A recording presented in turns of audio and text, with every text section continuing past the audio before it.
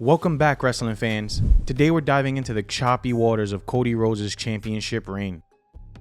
Now, I know what you're thinking. Didn't we all want this? Wasn't this supposed to be amazing? Well, grab your popcorn and settle in, because we're about to unpack why the American Nightmare's title run has fallen short. For anyone who's been living under a rock, here's a quick recap. Cody Rhodes, the prodigal son, returned to WWE with a mission: to win the title his daddy never could. After a roller coaster ride that included 2 Rumble wins, a heartbreaking loss to Roman Reigns at WrestleMania 39, and a whole lot of finish the story talk, Cody finally did it. He won the big one at WrestleMania 40 and put an end to a 4-year Roman reign of terror. But since then, things haven't exactly been smooth sailing. Today we're exploring why Cody Rhodes' title run, despite all of the hype and potential, is falling flatter than one of Tonga Lao's punches. We'll dig into the booking challenges, the lack of compelling storylines, and the strange absence of ready-made rivalries that should have been Cody's first stop after winning the title. But before we dive into this rabbit hole, please hit the like button and share this video. We provide the kind of hot takes you won't find on Reddit or Twitter, so be sure to subscribe to our channel for more wrestling deep dives. Now, let's get into it. First, let's talk about a problem as old as wrestling itself: booking a babyface champion. For centuries, we've been telling stories about dominant villains being toppled by heroic underdogs, and in most cases, the story ends once the hero vanquishes the monster. But wrestling is a constant cycle, and the cameras keep rolling even when the hero comes out on top. Suddenly, our scrappy underdog is the top dog, the hunter becomes the hunted, and let's face it, watching someone defend something isn't nearly as exciting as watching them pursue it. It's human nature. We're more interested in the journey than the destination. This is the first pothole in Cody's title run. Fans were so invested in seeing him win the big one that now that he has it, there's a collective "okay and" hanging in the air. Cody Rhodes breathed new life into WWE when he returned, no doubt about it. His story was compelling, his promo work was fire, and given his position as the hottest babyface on the roster, it was only natural he'd meet the Bloodline. But here's the thing, the Bloodline carried WWE on their shoulder for years. Roman Reigns' heel turn marked a new era for WWE, and what followed were storylines more intricate and captivating than WWE had put out in decades. Reigns' run as the undisputed champion was historic, so after such a monumental reign, anything that followed was bound to get compared to the Bloodline's emotional, twisty-turny storyline. And unfortunately, Cody's reign so far just hasn't hit anywhere near as hard as Reigns' did. It's like following up Avengers Endgame with Ant-Man and the Wasp. It might be good, but it's not on the same level. Cody's first feud after winning the title was with AJ Styles. Now, on paper, this should have been incredible. You got 2 of the best in-ring performers of their generation, both with rich histories in and out of WWE. But what we got was, well, a bit underwhelming. Don't get me wrong, the matches themselves were great. These 2 can put on a 4-star clinic blindfolded, but that's all this felt like. A series of excellent matches, no real meat on the storytelling bones. It's like being served a beautiful plated meal that tastes like cardboard. Sure, it's pretty, but where's the flavor and the spice? Where's the story that makes us invested emotionally? Because let's be honest, there was not a single WWE fan on earth that believed Styles was going to go home with that belt.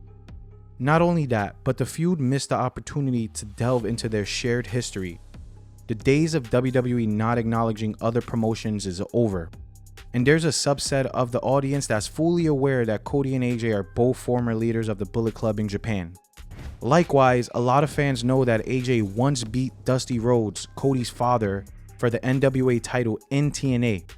This is even more baffling when we consider that WWE and TNA now have a working relationship, so they could even use the footage from this match too.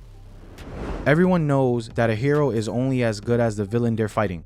Batman needs the Joker, Spider-Man needs the Green Goblin, and now that Cody Rhodes has vanquished the Tribal Chief, he's fresh out of believable opponents, at least on SmackDown. Roman Reigns was such a dominant heel for so long that WWE forgot to cultivate new bad guys. It's like they were so focused on making Roman look strong that they forgot to water their garden of villainy. Shinsuke Nakamura might be the only feasible threat, but we all know there's no chance WWE is putting the belt on him anytime soon. Logan Paul was a viable option too, but Cody's already beat him. So now, Cody's standing tall as a champion, looking around for someone to fight and finding tumbleweeds. It's hard to be a conquering hero when there's nothing to conquer. And on this subject, let's talk about the disparity between Raw and SmackDown's heels. While SmackDown was the Bloodline's playground, Raw is a veritable Gotham City of bad guys. So for Cody Rhodes to be landlocked on the SmackDown brand, it's like he's a kid in a candy store where all the good candies are locked away. Raw has top heels like Drew McIntyre, Gunther, Braun Breaker, Dominic Mysterio, Finn Balor, even tweeners like CM Punk, Seth Rollins, and Damian Priest will all be viable contenders for Cody's title. Not to mention that Cody has a rich history with several of these superstars already. I mean, we get it. SmackDown gets 1 million more views than Raw, so naturally you want your top star on that show. Still though, it feels like WWE is shooting themselves in the foot by not giving their biggest star the best stories available. It's a booking imbalance that's hurting Cody's reign and leaving fans frustrated. Let's address the Rock-shaped elephant in the room. Right after Cody's big win, he and The Rock had a little tease of a feud. It was electric, exciting, and then The Rock left. Probably to film his next generic action movie. Now, we're all sitting here twiddling our thumbs knowing that WWE is probably just killing time until the People's Champ returns. It's like we're all at a party, but we know the real fun won't start until the cool kids show up. This anticipation is both a blessing and a curse for Cody's reign. On one hand, the prospect of a Cody versus Rock feud is mouth-watering. On the other hand, it makes everything else feel like a placeholder. There's a very good chance that Cody will just have filler feuds until they can finally cash in on Rock versus Cody.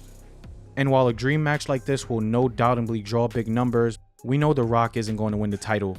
He's more of a part-timer than Brock Lesnar was. But at least Brock could still go in the ring.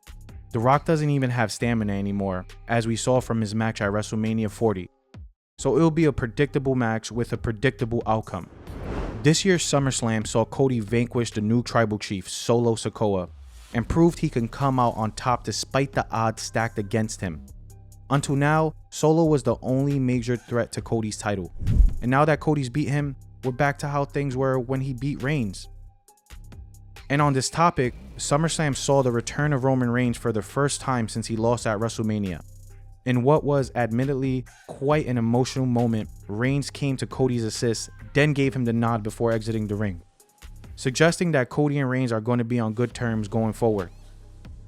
Cody literally just beat the head of this major faction, and no matter how many times SmackDown ends with the Bloodline standing over the lifeless bodies of one of Cody's pals, it's difficult to see the Bloodline as a threat when A, they can't win without interference, and B, Cody just beat their most powerful member. Put simply, it's the lack of suspense that's killing the drama of Cody's reign. A babyface champion needs to feel vulnerable, like they could lose the title at any given moment. Right now, Cody feels about as vulnerable as Superman in a water gun fight. So where does this all leave us?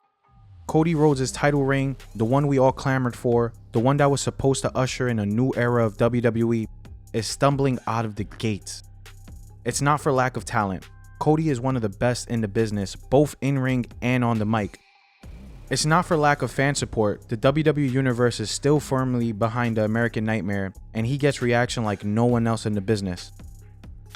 The issues plaguing Cody's reigns are systemic. They're about storytelling, about roster balance, about the challenges of booking a babyface champion in the modern era of wrestling.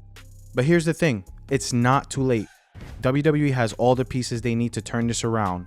They have the talent, they have the history, they have the stories, they just need to put them together. So, what do you think?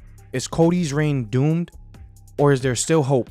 Drop your thoughts in the comments below, and if you enjoyed this deep dive, make sure to hit that like button and subscribe for more wrestling analysis. Until next time, keep finishing your story.